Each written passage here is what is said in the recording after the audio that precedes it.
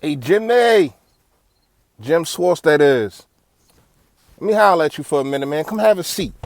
Come take a ride with me, man. We need to talk.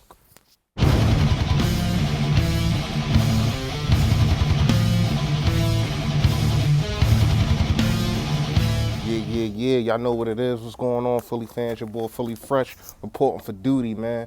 I'm here today to talk about the do's and don'ts of this Atlanta Falcons game, man.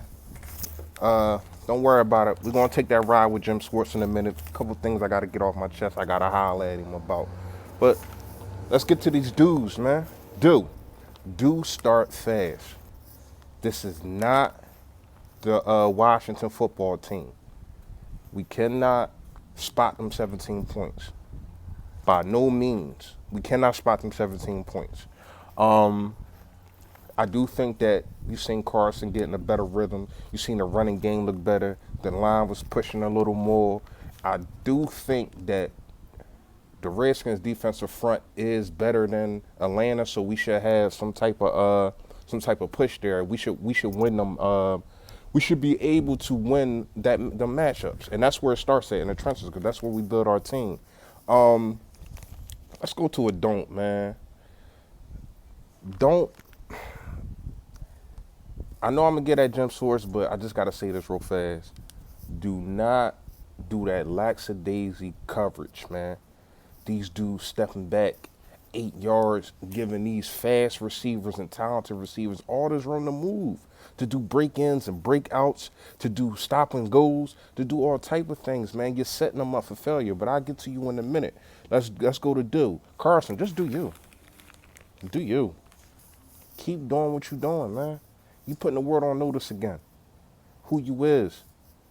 Walk it to him, whatever you want to call him.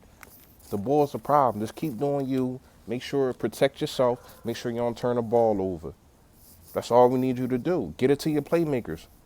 I seen a couple plays. I watched the game again. I seen a couple plays that I felt as though even in 2017 he would have took off running, but he didn't stay in the pocket. But he moved the pocket, and he made throwing lanes for himself and for his receivers to get open.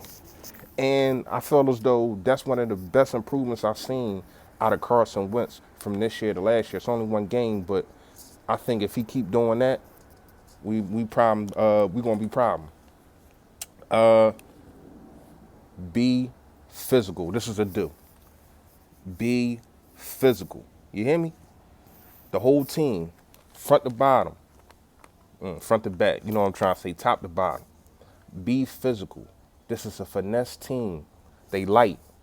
They light, they fast, they try to finesse you, try to outspeed you, try to catch you, and all that kind of stuff. Be heavy, be physical, take the fight to them. Don't let them bring the fight to us. You take the fight to them and you show them we ain't to be played with. Be the bullies, man. We gotta bully these dudes, man. I don't care what kind of package we put in, especially at the offensive side of the ball. I don't care if it's a 12-man package, which is two tight ends and one running back. We kind of bigger there, especially with Dallas Goedert. He's kind of a bully type. I really like this kid. He ain't get really too much touches last game, but I think he's gonna have himself a game, even if it's just running. If it's just being in a run game, I mean. Run the ball with Howard. I'm glad this is another do. Run the ball with Howard. Get this man some touches. This man averaged. I understand it was only 9 carries. I don't give a damn.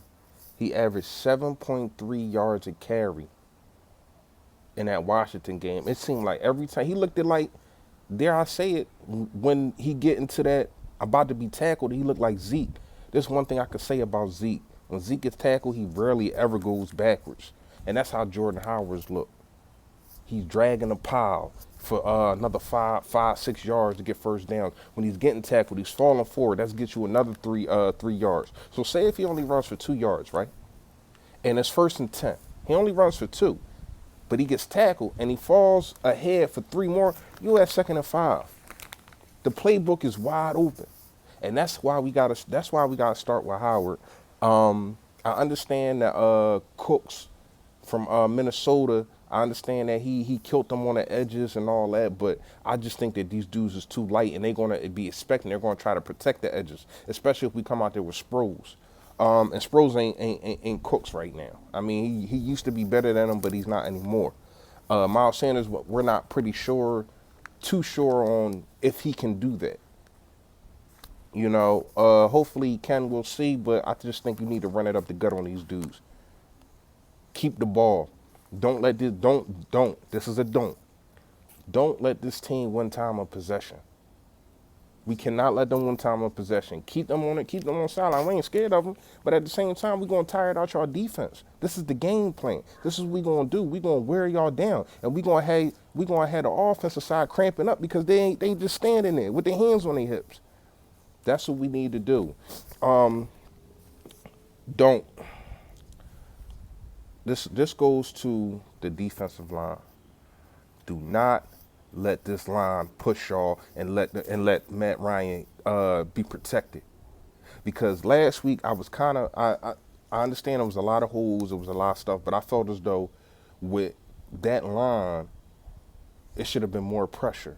Now, they guard went down. I think it's the right guard. The right guard went down. Meaning Atlanta. Atlanta's right guard went down. So we should be able to expose the person that they got in, because the person that they got in, he's actually coming off of some type of heart condition or something, and he didn't even play the whole game. He only played like 70% of the snaps last week. So you gotta expose this line, man. You gotta expose this line. Then they got a rookie on the other side, on the left hand side. You gotta expose this line. Do not. This is, like I said, it's a don't. Do not let this line push you around, man. Take it to them, man. That's it right now for that, man. I'm gonna get to Jim Schwartz. Mr. Jim Schwartz. So let me get this right. Let me get this correct. Let me get this straight. What you did is you call out the secondary on Wednesday press conference. They asked you what happened with Rasul getting burnt and the rookie, I can't remember his name. They asked you what happened. And you say our corners got to cover better? How about you put them in a better position to cover better? I understand. You a Super Bowl champion. You one of the reasons we got here. Because of that Atlanta game and because of that Minnesota game. But that's not act like you ain't get burnt for 505 yards and ain't make no darn adjustments. Here's the thing, man. Stop. You want your defensive linemen to control the game, right? But you're letting the receivers, you're letting the quarterback being able to get rid of the ball before the Cox and all them dudes can get there. You want to know why? Because you got your DBs backed up 8 feet. Oh, a smart quarterback is going to say, "Oh, you backed up 8 feet. I'm gonna run a slant for 7. I'm gonna run a dig for 6. I'm gonna run an out route for 7 yards." While you backpedaling. You want to know how Rasul got burnt? Because you put him on an island with a fast receiver, and he's not a fast cornerback. You put him on his island, right? You put him on his island with no safety help. And he's backed up 8 yards. So while he's backpedaling, dude is at full speed by the time he get to 6 yards. And by the time Rasul can turn his hips to be able to contest, he's gone. The receiver's gone. That's on you. That's your defense. You cannot expect. You gotta, if you want your defensive line to get to the quarterback, you gotta let them have time to get to the quarterback. You can't just let him sit back and hit a slant route because your receivers is not pressed up on your cornerbacks is not pressed up on these receivers. And your in-game adjustments is trash. They trash, man. I'm not calling for your head. I don't want you fired. I want you here. I think that you're a good coordinator, but it's some things that you got to do better. And I feel as though you so stuck in your ways. That's why Detroit got you up out of there. That's why Detroit got you up out of there. And they've been bad ever since. They really was bad when you had them, but and you know what I need to see from you the most, Jim, is in-game adjustments.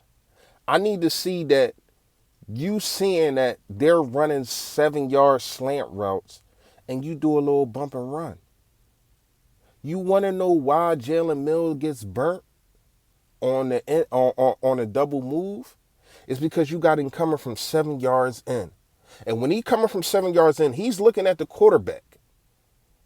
And he races to the route that he thinks is going to be. Now, he shouldn't be doing this. I ain't exempting him, no.